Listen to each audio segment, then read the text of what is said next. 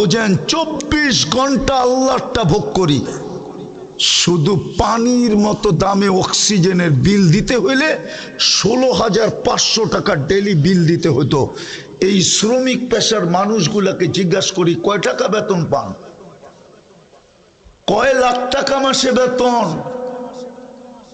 কয় কোটি টাকা মাসে বেতন।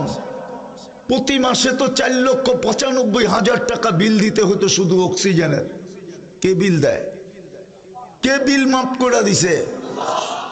হ্যাঁ, কে বিল মাফ করে দিছে? ভালো মতে বোঝেন। এই জন্যই বলছিলাম প্রস্তুতি নিয়ে যেতে হবে, তৈরি হয়ে যেতে হবে, গুছায়া যেতে হবে। আগে জানি কি শব্দ বলছিলাম?